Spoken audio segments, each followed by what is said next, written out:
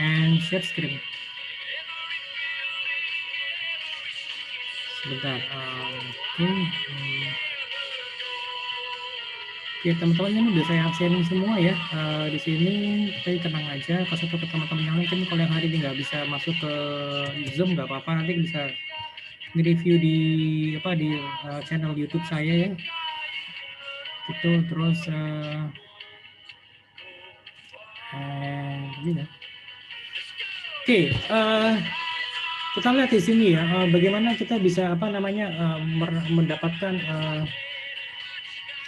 permodalan untuk usaha yang akan kita jalankan ini gitu loh. Oke, jenis-jenis modal kita lihat dari modal investasi. Kita udah jadi ada dua jenis modal usaha. Yang pertama adalah modal investasi, yang kedua adalah modal kerja. Modal investasi digunakan untuk jangka panjang daripada digunakan berulang-ulang. Biasanya umur tuh ya lebih dari setahun. Kemudian modal investasi jangka panjang ini ya misalnya untuk membeli aset yang misalnya seperti tanah, bangunan, mesin gitu ya, peralatan-peralatan, kendaraan yang ya ini bisa jadi mungkin bersumber dari perbankan gitu kan ya. Lalu yang kedua modal kerja digunakan untuk jangka pendek dan beberapa kali dipakai dalam proses produksi. Model ini digunakan untuk membiayai operasional perusahaan jadi pada saat sedang operasi. Jadi gitu, kalau kalian membayangkan kalau misal seperti kayak perusahaan kuliner, ya kan misalnya kuliner berarti kalau modal investasinya apa? Berarti kan ya kalau misalkan kalian itu menggunakan aset kalian sendiri, misalnya tanah atau mungkin rumah gitu atau gedungnya. Kemudian juga peralatan-peralatan untuk memasaknya, misalnya seperti kompor gasnya, atau mungkin kalian menggunakan kalau kedai kopi misalnya yang ada peralatan-peralatan untuk meracik kopinya, ada peralatan untuk merostingnya, peralatan untuk menggiling biji kopinya itu merupakan modal investasi gitu loh. Kemudian kalau misalnya ada motor digunakan untuk delivery produknya gitu ya, atau mungkin untuk belanja bahan-bahan bakunya itu ya mobil juga termasuk ke dalam modal investasi gitu loh. Maaf. Ya. Katanya anak kelas B belum dibagiin link ya? Udah. Masa sih? Saya. Sebentar. Atau aku salah ngasih ya? Kan 643B. Oke, dia pada belum join. Oh alah, aku salah, Rek. Iya, makanya pada belum itu anak kelas B. 63B 06 ya, aku 63B 26. 63. Iya. Apa tadi kodenya 63 2B. Salah. 3B, Pak. Nah? 3B. 643B ya? Iya, 643B 06. Iya, I know. Oh my God, sorry. Loh. Iya, tadi ada teman belum bilang, pada belum kasih link. Sebentar. Aku coba tadi linknya mana sih? Sebentar, aku jadi lupa.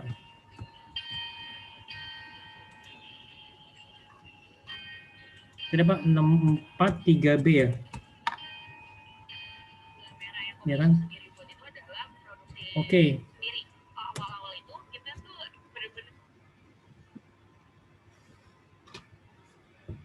Oke, ada ya. Sorry ya, saya salah. Lagi banyak pikiran. Oke, kita lanjut lagi ya, teman-teman ya.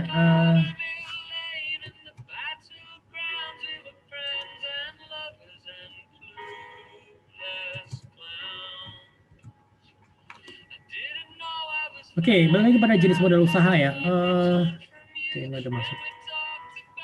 Modal kerja, jadi itu misalnya apa? Modal kerja itu adalah misalnya untuk membeli biji kopi gitu ya, atau membeli bahan-bahan baku.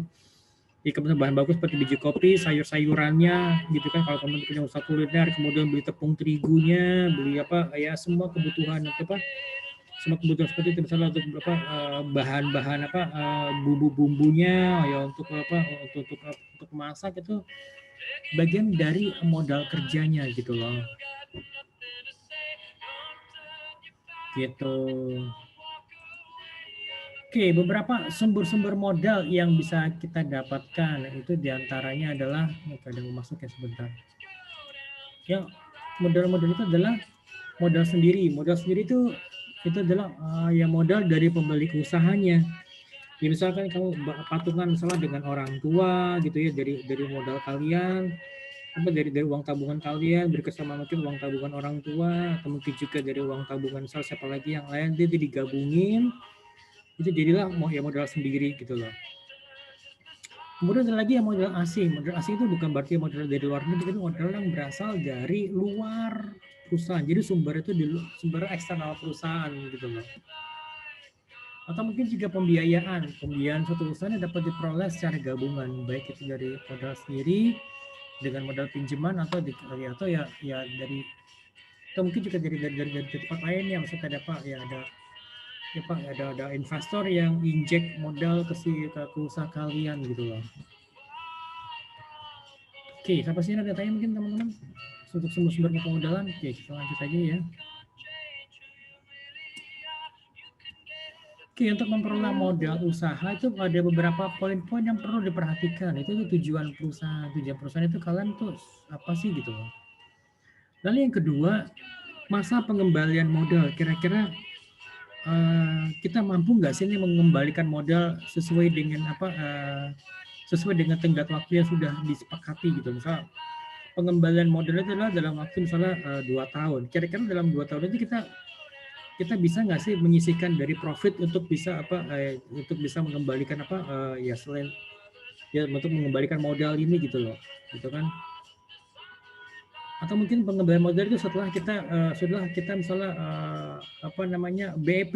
Nah, setelah kita BEP, nah itu bagaimana? Kira-kira berapa lama setelah BEP gitu loh, masa waktunya gitu loh.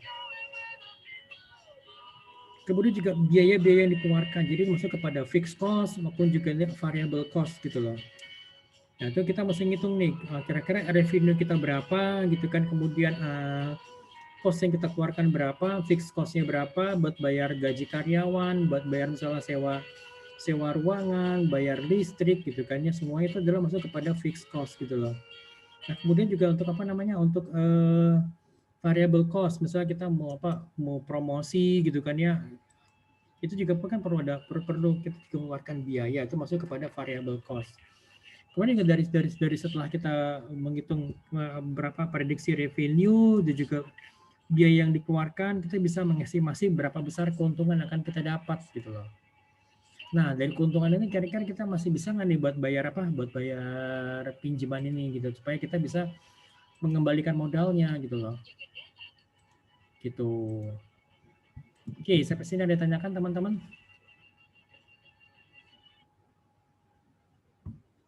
Ada tanyakan mungkin? Kalau enggak, kita lanjut aja.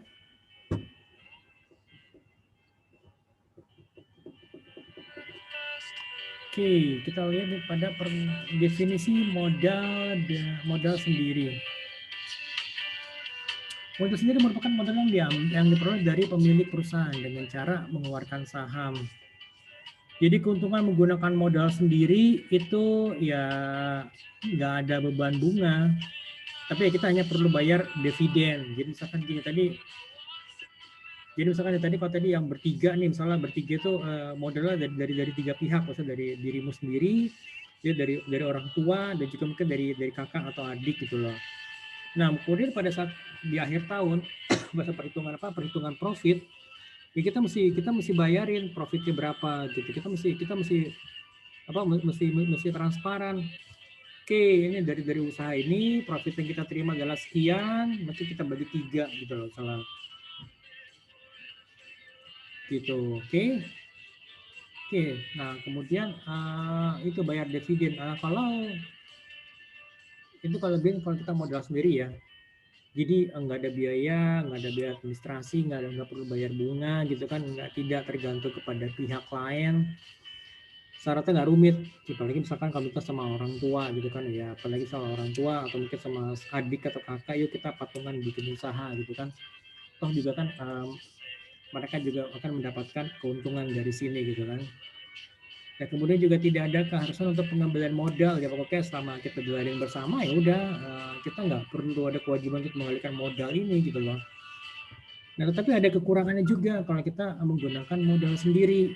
Itu apa kekurangannya? Sebentar nih, mau masuk dulu. Kekurangannya jumlahnya pasti terbatas gitu kan.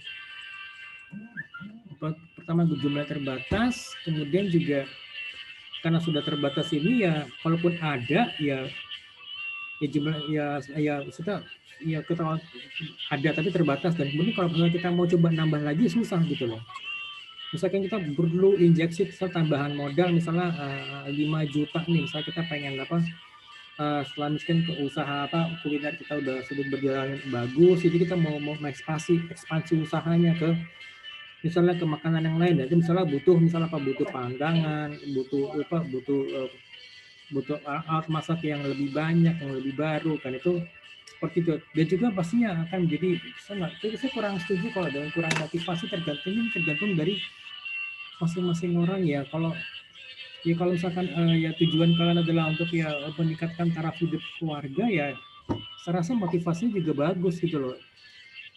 Ya kan dengan ya bermain ya kan patungan tadi ya bertiga, ya kan itu ya dengan tujuan bahwa ya kalian ingin meningkatkan apa ya taraf hidup keluarga gitu kan ya. Ya mungkin orang tua kalau udah pensiun gitu kan, kalian masih anak-anak masih aktif, masih kuat, masih produktif. Yaudah patungan nanti biar kita yang bisa yang muda-muda ngejalanin, nanti yang tua ya tinggal ngawasin, atau mungkin tua itu misalnya ya tinggal bantu misalnya cari sumber-sumber bahan-bahan baku yang murah tuh dari mana gitu kan, seperti itu kan. Atau mungkin nanti yang ya mungkin orang tua kita yang bantu juga misalnya untuk apa ya, untuk mencarikan konsumen yang mengundang teman-temannya atau mengundang siapa supaya untuk datang ke tempat kita supaya mencoba memaksakan kita gitu loh. Oke, next. Pengertian modal asing. Jadi modal asing maksudnya pinjaman dari apa? Pinjaman dari luar company, luar perusahaan, jadi dari eksternal gitu loh. Jadi ini penggunaan modal pinjaman untuk membiayai suatu usaha, jadi akan menimbulkan pasti ada beban biaya baik itu bunga, biaya administrasi, dan mungkin juga biaya provisi dan ya komisi yang besarnya juga lumayan gitu loh. Apalagi kalau misalkan ya kalian misalnya itu modalnya itu adalah benar-benar pure pinjaman gitu loh. Maksudnya pure pinjaman benar pinjaman, jadi bukan yang sifatnya yang profit sharing gitu loh. Kalau itu kan kalau pinjaman berarti kan di depan akan misalnya kalian katakan misalnya minjem 10 juta. Nah, yang kalian terima tuh nggak akan 10 juta, tapi pasti kurang dari 10 juta gitu loh. Mungkin berapa misalnya 9 juta 500 misalnya, 500 itu adalah bentuk misalnya untuk biaya administrasi, ada biaya provisi, dan mungkin juga komisi gitu loh, lumayan kan gede. Jadi itu udah dipotong di depan gitu loh, pada saat uang keluar jebret langsung dipotong gitu loh. Gitu. Oke, sumber-sumber dana modal asing ini bisa diperoleh dari misalnya apa? Pinjaman dari perbankan, ya kan? Kemudian juga pinjaman dari lembaga keuangan, misalnya seperti kayak mungkin dari misalnya kalian menggadaikan menggadaikan emas kalian, ya kan? Atau mungkin dari dari leasing, atau mungkin dari koperasi gitu ya. Gitu. Oke. Ini kemudian modal-modal pinjaman. Kelebihan dari modal pinjaman ya itu ya pasti jumlahnya itu tidak terpatok, tetap maksudnya pasti akan jumlahnya akan lebih besar, tapi juga sifatnya masih tetap terbatas gitu loh. Akan disesuaikan dengan kemampuan kalian, kemampuan dari usaha kita untuk membayar cicilan atau cicilan pinjamannya ini gitu loh. Ya ini kan ya beberapa kekurangan modal pinjaman itu pasti ada biaya bunga, ada biaya administrasi yang cukup besar, dan itu ya pasti harus dikembalikan gitu kan. Dan juga ya pasti ada beban moral karena kita harus membayar cicilan bunganya, cicilan pokoknya plus dengan bunganya gitu loh. Gitu. Oke, sampai sini ditanyakan mungkin teman-teman. Terus ada lagi sebenarnya satu lagi itu adalah profit sharing. Jadi itu jadi kalau mencari investor ini akan menginjak menginjek dana di tempat usaha kalian, nanti dia misalnya sistem adalah bagi-bagi untung. Misalkan gini, katakan misalkan kalian minjem misalnya 20 juta gitu ya, 20 juta. Ya kan 20 juta dan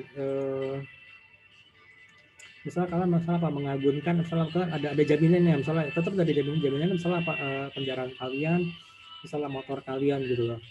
Nah 20 juta itu nanti akan dikembalikan, jadi tetap dikembalikan, jadi pokoknya berikut dengan profitnya gitu loh. Misalnya profit sharing, jadi dihitung ini profit dari usaha kalian berapa.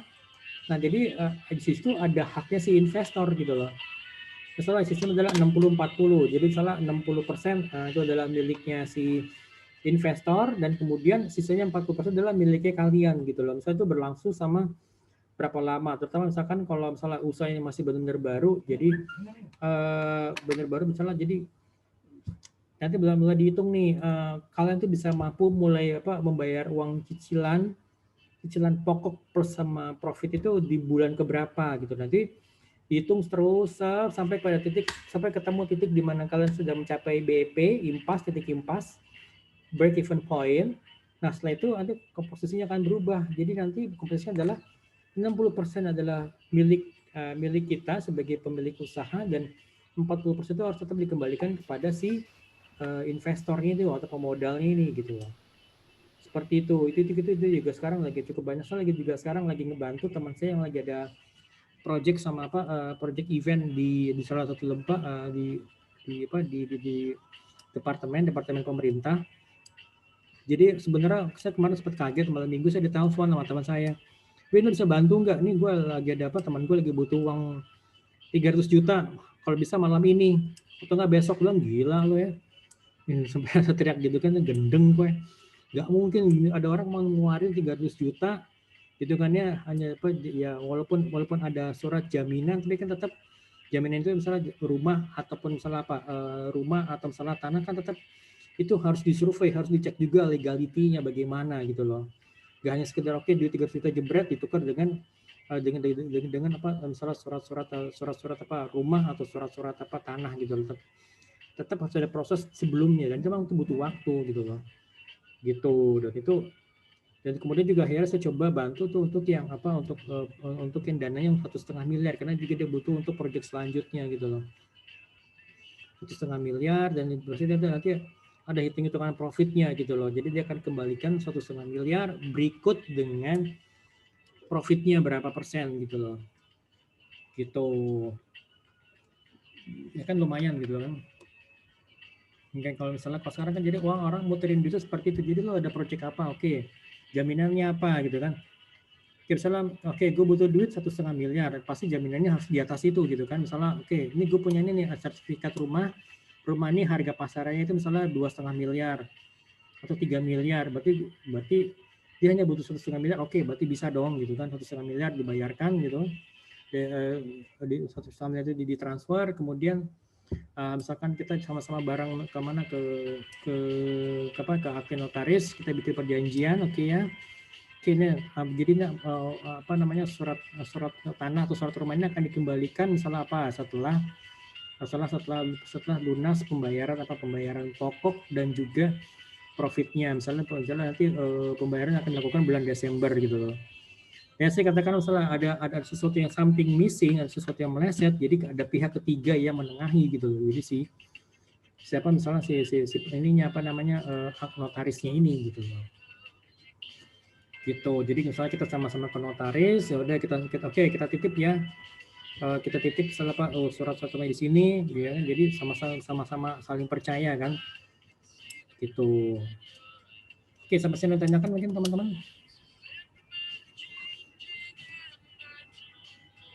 Oke ya. Ya udah semuanya, kalau ada yang ditanyakan silahkan, maupun kita masih ada waktu buat teman-teman semuanya. Ini sudah saya absenin ya. Sudah saya absenin semuanya. Oke. Ya Pak. Ada yang mau ditanyakan mungkin?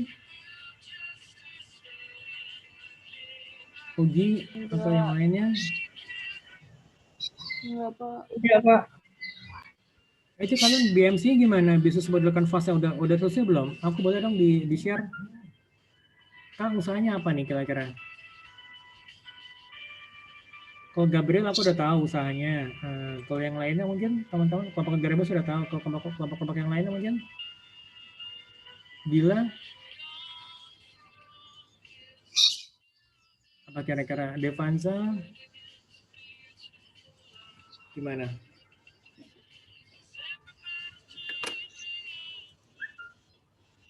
Gimana kira-kira, guys?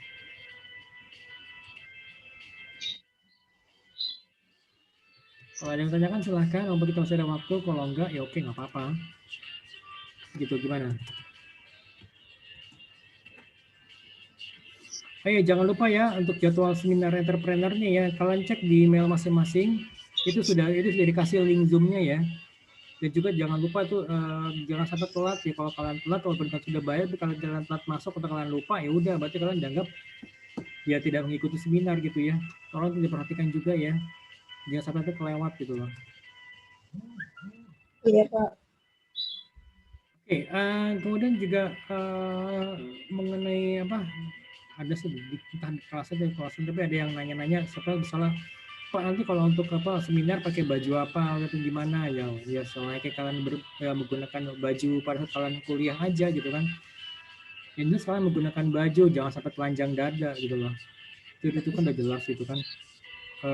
Terus juga apa namanya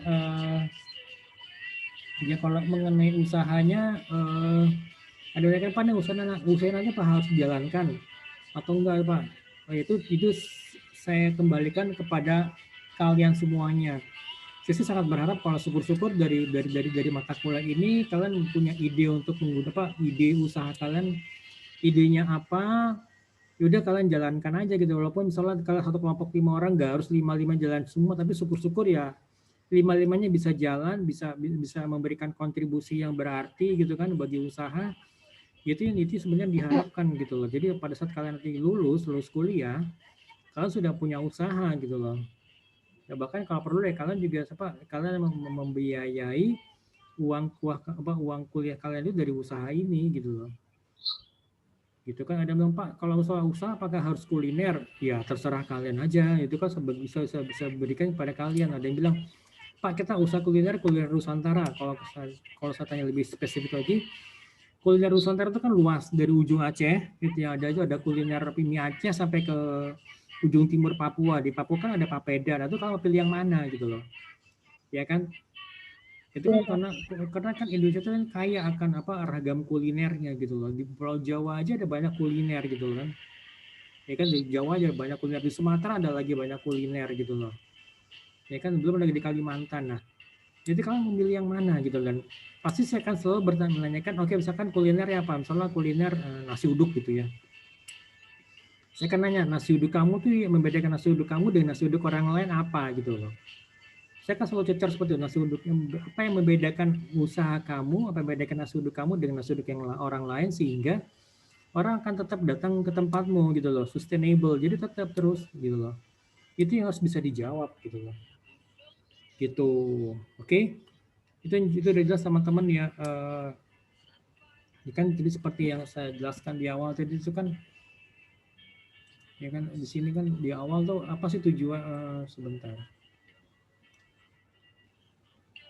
Ini kan usahanya supaya bisa profitable ya, berarti ya harus jadi kalian harus punya basis konsumen yang kuat gitu loh. Basis konsumen yang kuat itu datang dari mana?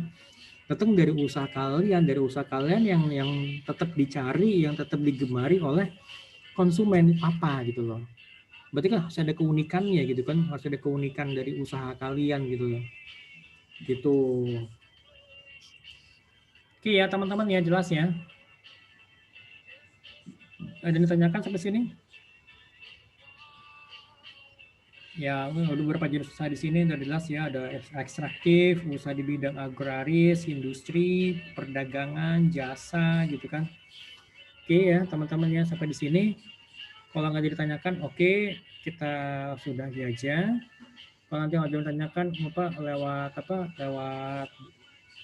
web lewat WhatsApp boleh, monggo saya bisa di japri atau tetap kalau misalnya saya usahakan di grup aja gitu loh supaya ya supaya juga orang tahu apa ya, kalau misalnya ada topik yang kurang lebih sama, jadi dia bisa izin, saya bisa tahu gitu loh jawabannya apa. Oke teman-teman ya, sampai ketemu lagi minggu depan. Terima kasih banyak ya. Assalamualaikum warahmatullahi wabarakatuh.